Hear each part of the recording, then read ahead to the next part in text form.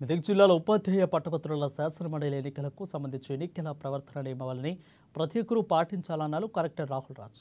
ఇవాళ మెదక్ జిల్లా నిజాంపేట మండల క్షేత్ర పర్యటనలో భాగంగా జిల్లా పరిషత్ పాఠశాలలో పోలింగ్ కేంద్రాలను సంబంధిత తహసీల్దార్లతో కలిసి కలెక్టర్ పరిశీలించారు.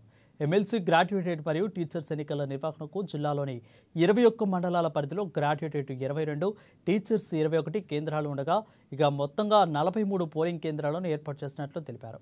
ఎన్నికల షెడ్యూల్ ప్రకటించిన నేపథ్యంలో జిల్లా వ్యాప్తంగా ఎన్నికల ప్రవర్తన నియమావళి కట్టుదిట్టంగా అమలు చేయాలని సూచించారు. ఇక ఎన్నికలకు బ్యాలెట్ పేపర్స్ ఉపయోగిస్తారని, అవసరమకు బ్యాలెట్ బాక్సులు కూడా సిద్ధం చేస్తున్నట్లు చెప్పారు.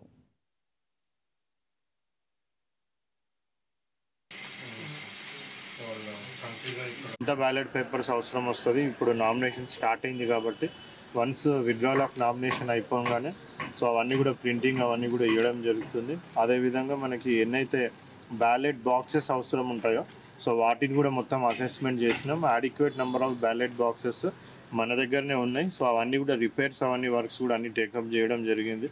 సో ఎమ్మెల్సీ ఎలక్షన్ మరి పీస్ఫుల్గా కండక్ట్ చేసే విధంగా కూడా పొలిటికల్ పార్టీస్కి అందరూ కూడా ఇన్ఫర్మేషన్ ఇచ్చి సో దాని ప్రకారంగా పీస్ఫుల్గా మన జిల్లాలో కండక్ట్ చేస్తాం. సో మీడియా తరఫున అందరికి కూడా అప్పీల్ ఏంటంటే ఇప్పుడు ఈరోజు నామినేషన్స్ కరీంనగర్లో స్టార్ట్ అయినాయి కాబట్టి సో అందరికీ కూడా అప్పీల్ ఏంటంటే మోడల్ కోడ్ ఆఫ్ కండక్ట్ కంపల్సరీగా ప్రతి ఒక్క పొలిటికల్ పార్టీ అదేవిధంగా ఇండిపెండెంట్ అభ్యర్థులు కూడా పాటించాల్సిన అవసరం ఉంటుంది.